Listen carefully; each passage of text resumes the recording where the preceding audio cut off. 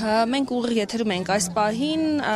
այցելում եք Ծիծեռնակաբերդ ցեղասպանության զոհերի հիշատակը հարգելու համար ըստ էության։ Այս ֆոնին կուզեմ իշխանությունների հայտարարությունները, մի քանի հայտարարություններ մեկնաբանեք, մասնավորապես այն, որ պետական մակարդակով եւ վարչապետի եւ արտաքին գործերի նախարարության մակարդակով հայտարարվում է, որ հայ ցեղասպանության ճանաչման հարցը արտաքին քաղաքականության օրակարգում առաջնահերթություններից չէ։ 2 տարի առաջ ինչ-որ տեղի ունեցավ Արցախում, դա նույնպես ցեղասպանություն է, հաստատի եկեք դա արձանագրենք։ Այսօր իմ ծննդյան օրն է, ես 29 տարի առաջ այսօրն եմ ծնվել, իմ ծնողներս թղթաբանությամբ 25 են նշել, ու ես ամբողջ կյանքս ապրել եմ վրիժառու գաղափարախոսությամբ, ու ինձ համար էական չի, թե որ իշխանությունը Թուրքիայի, Ադրբեջանի, թե որևիցե մի տեղի,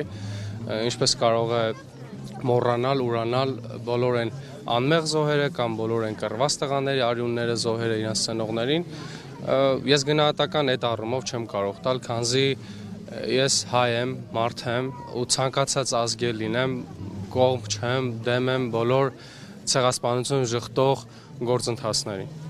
Ինչպես եք, բայց ամեն դեպքում դուք որպես քաղաքացի արձագանքում ես ամեն ինչին, սա կարող է ինչ-որ բան փոխել հասարակության մեջ, հասարակության ընկալման համար, որտեղ նույն Նիկոլ Փաշինյանը նշում է, որ պետք է հասկանանք դեռ ինչպես է սա ընկալվում, որտեղից է գալիս, ինչու է այսպես։ Անունները, ազգանունները, որոնց սակունաբանությունը հարցական են, չեմ ուզում ինչ-որ անձերի անդրադառնալ, որովհետև բոլորը ամեն ինչ անում են, որպեսզի տանեն ժողովրդին ազգին անկման, դրա համար այսօր մենք չունենք արդեն Արցախ։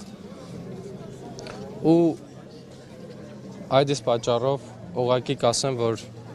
չեմ ուզում նման մարդկանց անուններ նույնիսկ ասել ու նույնիսկ իմ խոսքի մեջ ես չեմ անդրադառնում իրենց, որովհետև իրանք ավելին քան Թուրքի հպատակներ են ու Թուրքի համար են ծառայում։ Շնորհակալ եմ։